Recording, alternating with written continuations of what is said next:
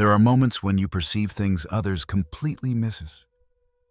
Details that seem invisible to the people around you. You walk into a room and immediately sense an emotional undercurrent, a tension no one acknowledges. Maybe you've predicted arguments before they happened, or seen the collapse of relationships before the first cracks appeared. Carl Jung, the father of analytical psychology, didn't see this as a gift. He called it a warning. Jung referred to this intense awareness as dangerous perception, a depth of insight that can either become your most powerful asset or a psychological burden too heavy to bear. In 1950, Jung worked with a patient, let's call her Anna Ho, arrived at his practice overwhelmed by what she described as a nervous breakdown. Outwardly, she seemed to live a stable life. She worked as a governess for a wealthy household, performed her duties with care, and had no apparent personal crises. But inside, she was unraveling. Anna shared something with Jung that instantly piqued his curiosity. "I knew the marriage was falling apart 6 months before anyone else did," she said. She noticed subtle cues, the husband's resentment,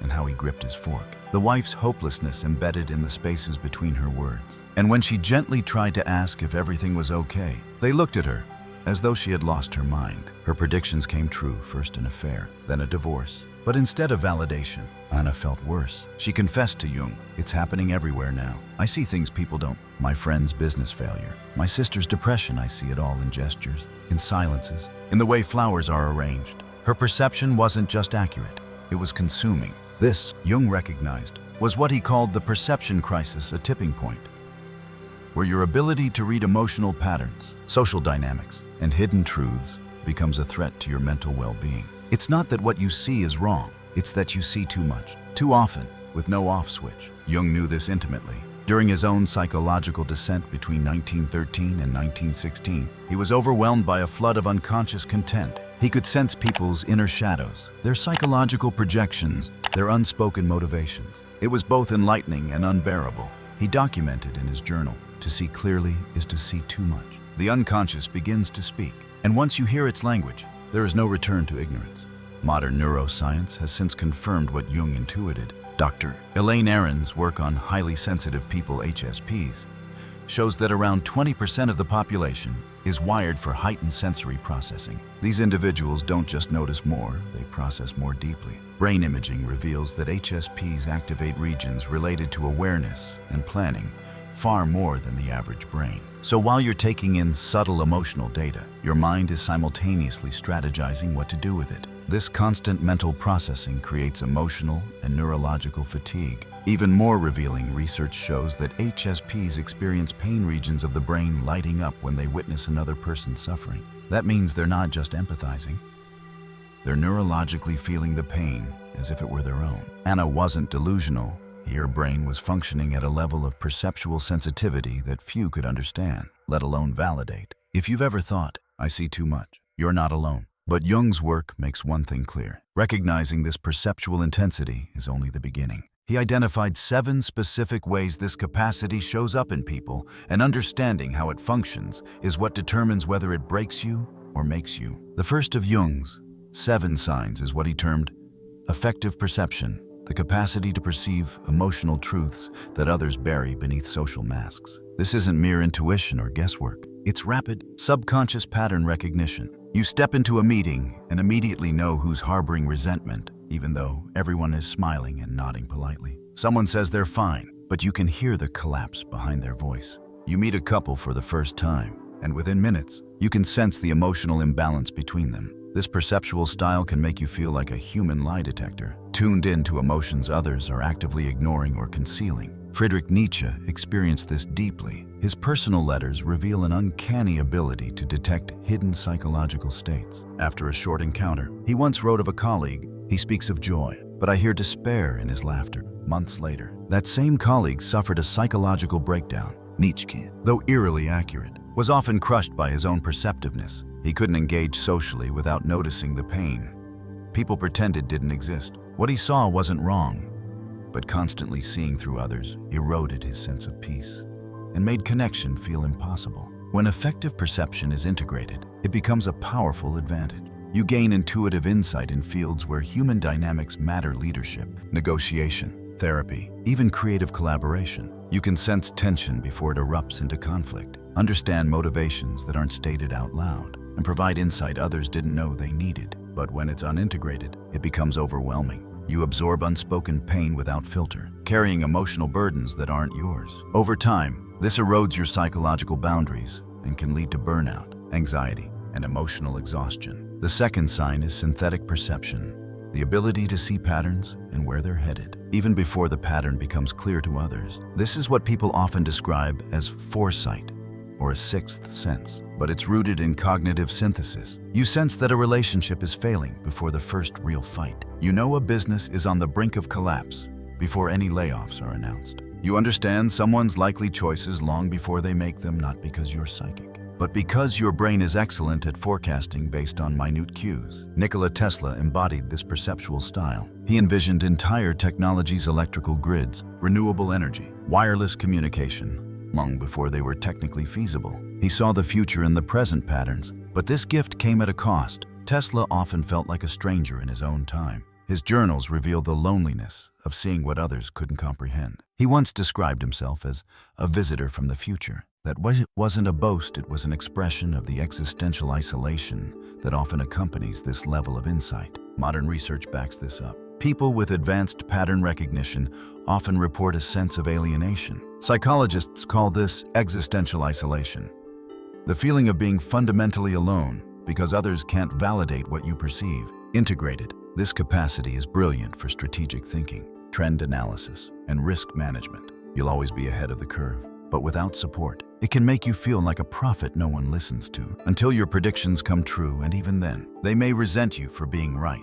The third perceptual marker Jung identified is known as authenticity detection. It's the deep-rooted ability to sense when someone is performing instead of being genuine. While others are captivated by charisma, status, or smiles, you're unsettled, because you detect the gap between who someone presents themselves to be and who they really are. You might physically recoil from someone who's widely admired, not because of what they say, but because something in your body registers that their performance doesn't match their internal state. This sensitivity often manifests as physical discomfort. A polished speaker might leave you uneasy. A confident leader might trigger your skepticism. You sense when confidence is actually insecurity, when kindness is manipulation, or when spirituality is a costume. These aren't guesses. They're driven by subtle sensory cues your brain picks up automatically. Micro-expressions, vocal tone shifts, mismatched gestures. Most people miss them, but your mind catches and computes them instantly.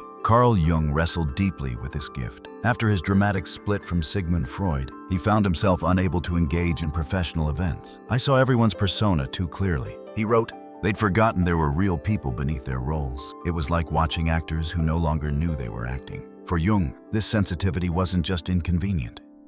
It was isolating. When you perceive through performance, it becomes difficult to relate. You crave sincerity in a world trained in presentation. Neuroscience explains this as incongruence detection, the neurological response to misalignment between verbal and nonverbal communication. Most people don't consciously notice emotional leaks that flash across someone's face for 125th of a second. But individuals with high sensitivity do, and the result is a persistent sense that something isn't right, even when others are completely fooled. When this ability is integrated, it's incredibly valuable. You become exceptional at hiring, negotiating, collaborating, and even navigating social situations. You can determine who's trustworthy, who's hiding something, and when someone is being authentic versus performative. But without integration, this sensitivity can become a double-edged sword. You stop taking people at face value altogether. Every interaction feels like a dissection. You become skeptical to the point of isolation, unable to engage without analyzing, and connection becomes difficult, if not impossible. The fourth sign is environmental absorption, the tendency to absorb emotional residue from spaces and environments. You walk into a room and instantly sense that an argument occurred there earlier. You sit in a friend's office and feel a creeping anxiety in your chest. You visit someone's home and know, without being told, that grief lives in the corners of the room. It might feel supernatural, but it's not. It's your subconscious picking up on thousands of environmental cues: body language, lighting, layout, silence, even smell. This is often confused with spiritual sensitivity, but is a product of acute environmental processing. People with this perceptual strength read emotional data embedded in physical spaces. The posture of a chair, the way books are stacked, or the lighting in a room. Everything speaks. Your brain, Without conscious effort, pieces together what others would need hours or days to notice, and once absorbed, it sticks. You carry the mood of places with you, sometimes long after you've left. When this isn't managed properly, it leads to emotional exhaustion. You feel off after visiting certain places. Crowded areas become intolerable. You avoid gatherings not out of social fear, but because the emotional noise of the room is simply too loud. Integrated, however, this ability is a gift. You become a master of spatial dynamics, capable of designing emotionally intelligent environments, optimizing workplace culture, and even intervening before issues escalate because you sense shifts before others do. These 4 perceptual capacities, effective perception, synthetic foresight, authenticity detection, and environmental absorption are just the beginning. And while many people carry 1 or 2, those who carry 3 or more often find themselves on the brink of overload. Their ability to feel, predict, and absorb without pause becomes a threat to their stability. The 5th sign of heightened perception is what Jung would describe as omission detection, a finely tuned ability to hear what's not being said. In conversation, most people listen to the words, but you notice the gaps, the subjects that are avoided, the stories that stop just short of honesty, the emotions that seem suspiciously absent. Someone might talk at length about their marriage, yet never once mention love or joy. Another might discuss their job without expressing pride or frustration. To most listeners, the words sound complete. But to you, the absences speak louder than the statements. This isn't about reading between the lines. It's about detecting the lines that were never drawn. This form of perception requires deep focus and fast processing. Your brain's constantly mapping not just what's said, but what should be said. And when those patterns don't align, even silence becomes a kind of language. Someone's hesitation, their deflection, the topic they return to over and over again. It all contributes to a map of what's being hidden. Integrated, omission detection becomes a critical skill. You can sense when someone is withholding vital information in negotiations. You can spot red flags early in relationships. You can even identify unspoken truths in organizational dynamics. But when this perception runs wild, it can lead to suspicion and paranoia. You begin assuming everyone is hiding something, even when they aren't. Conversations become puzzles instead of connections, and your mind never stops searching for what's missing. The 6th sign is probabilistic thinking, a type of future mapping that comes not from mystical intuition, but from seeing the probable paths forward in real time. When someone shares their plans, you immediately envision 5 ways it might fail and 2 ways it could succeed. You don't just hear what someone says, they hand you a blueprint, and your brain begins simulating future outcomes instantly. Jung called this perspective thinking, that the psyche's ability to mentally project forward using present-day data. It's not imagining the future in abstract, but calculating the likelihood of what's to come based on patterns, choices, and context. This form of perception is a hallmark of visionary thinkers, strategists, and systems designers. Professionally, it gives you a powerful edge. You can see failure before it happens, allowing for course correction. You can guide others away from risky decisions by showing them alternate routes. Your mind isn't trapped in the present, it's playing multidimensional chess while others are reacting move by move. But when unregulated, this gift can become a curse of overanalysis. You get stuck in mental simulations, anticipating failure before it even has a chance to unfold. You might hesitate to act because your mind keeps forecasting catastrophe. The very insight meant to empower you starts creating internal paralysis. The final perceptual strength Jung observed is somatic empathy, the tendency to physically experience the emotions of others. Someone near you is anxious, and suddenly your chest feels tight. A friend is heartbroken, and you feel a weight in your gut that doesn't belong to you. This goes beyond emotional resonance. It's neurological mimicry. Mirror neuron research supports this phenomenon. Highly empathic individuals actually reproduce the emotional states of those around them.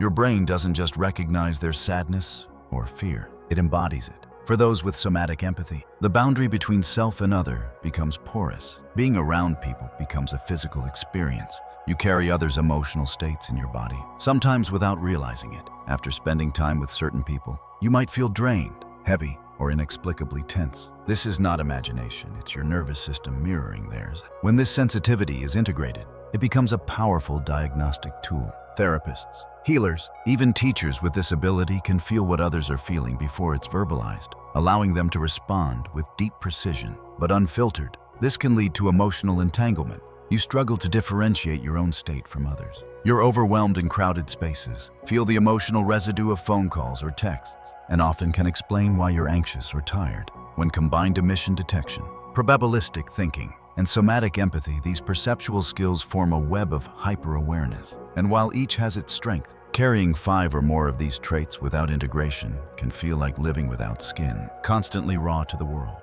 If you've recognized 5 or more of these signs within yourself, you may be experiencing what Jung described as the full spectrum of dangerous perception. At this stage, the issue isn't just that you see more, it's that you feel unable to stop seeing. You walk through life like an antenna tuned to every frequency: emotional static, relational distress, environmental residue, unspoken truths. And without filters or conscious strategies, this becomes unbearable. This is exactly what happened to Anna. In the months following her conversation with Jung, her emotional state began to decline further. At first, discovering that there was a name for her experience brought relief. Finally, she wasn't crazy. There was an explanation. But that sense of relief quickly mutated into inflation. She began believing her perception made her superior, that she was somehow more evolved. "I see truth others can't handle," she told Jung. That belief, however, only deepened her isolation. No one around her could relate. She felt frustrated, misunderstood, and eventually socially detached. Ordinary conversations became unbearable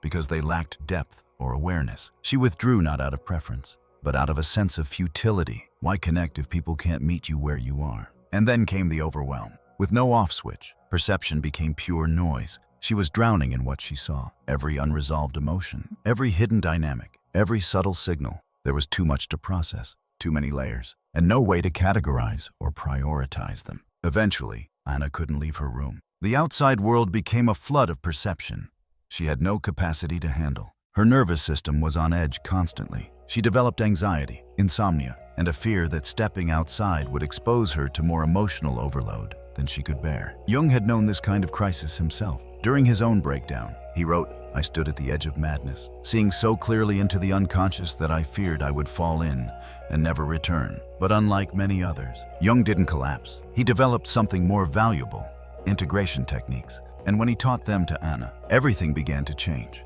The cornerstone of Jung's approach was to separate identity from ability. The perception you carry, he taught, is not who you are, it's something you have. This distinction is vital. When you believe you are the one who sees, your ego becomes attached to the role. Turning off your perception feels like erasing your identity. Jung's method: practice daily mental distancing through directed imagination. Visualize your perception as a tool you can pick up and set down. Imagine mental channels that you can open or close. You are not your perceptions. You are the person who chooses when and how to use them. Over the first month of applying this practice, Anna slowly reclaimed control. She could still sense patterns, but she wasn't consumed by them. She began establishing what Jung called psychic distance, like an observer in a theater. She could watch what was unfolding without emotionally merging with it. But perception without filters is still dangerous. So Jung taught her to develop 3 critical questions to evaluate every insight. Is this perception actionable for me right now? Does processing this benefit my well-being,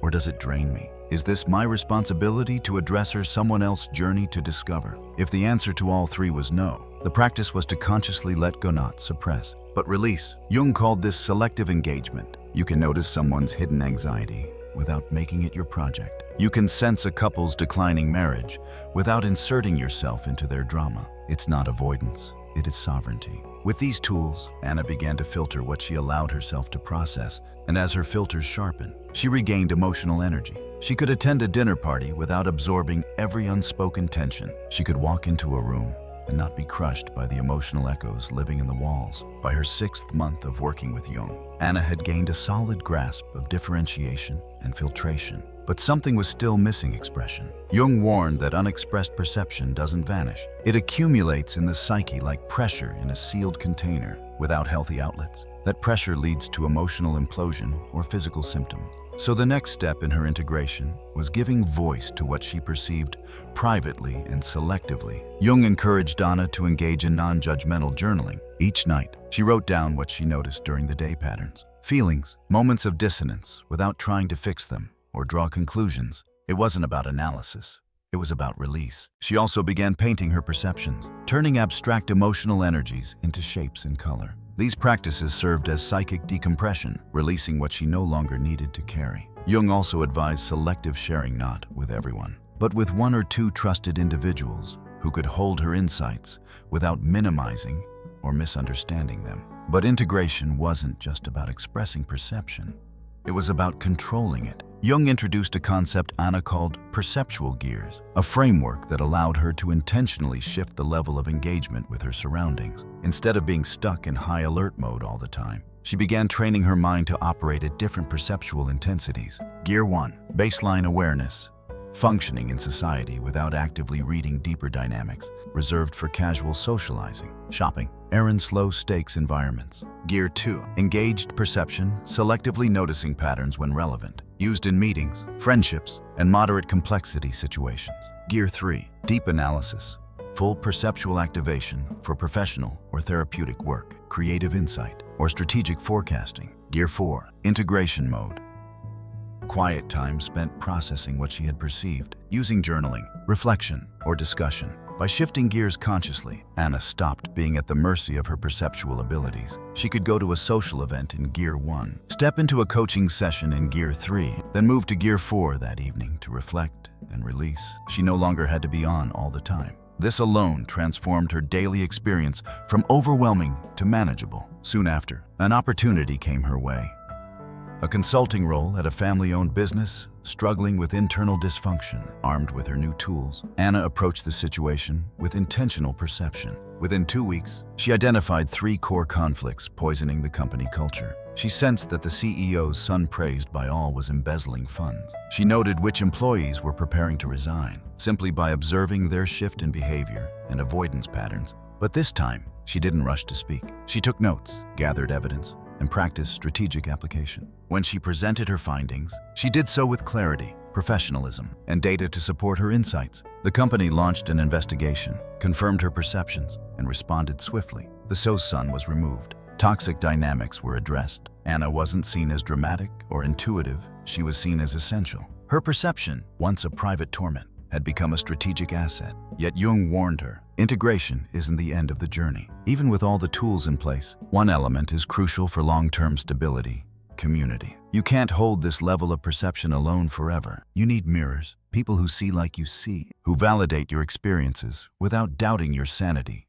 or dismissing your insights. He called this the community of Seers, individuals who also operate with heightened awareness, who can offer feedback, resonance, and calibration. But finding them requires subtlety. Jung outlined a method for identifying these people without exposing yourself to those who might misunderstand you. Signal 1. Look for those who notice the unnoticed. They comment on the emotional atmosphere of a room. They detect mood shifts. They're sensitive to what's not being said. Signal 2. Share a minor perception. If they dismiss it as overthinking or joke about it, they're not your people. If they pause, validate, or even build upon it, yes, those are your people. Signal 3. Seek shared history. Many perceptually gifted people have childhood experiences of being too sensitive, misunderstood, or called intense. They often gravitate toward fields like psychology, design, coaching, philosophy, or the arts. Anna followed this process and soon joined a Jungian study group. There, she met others who shared her perceptual depth. They formed a circle of trust, gathering monthly to practice what Jung called reciprocal witnessing. One person would share a perception they couldn't yet process fully. The others would reflect, refine, and help discern signal from noise. The next time, roles would reverse. In this circle, Anna finally found what isolation had denied her: resonance. She wasn't the only one who saw, and in that shared space, her perception became not just a strength, but a sacred responsibility she could carry without being crushed by it. A year after beginning her integration journey, Anna returned to Jung with a quiet smile. "I still see what others can't," she told him, "but now I choose when to look. I no longer feel consumed by what I perceive. I have people I can talk to who understand me. My work values this ability instead of questioning it. And most importantly, I can now sit and enjoy a sunset without analyzing the emotional geometry of the clouds." Jung nodded. He had seen many like Anna, brilliantly perceptive, but buried beneath the weight of their insights. "You've learned," he said gently, "that dangerous perception is only dangerous when unconscious. Once made conscious, once integrated, it becomes one of the most valuable human capacities.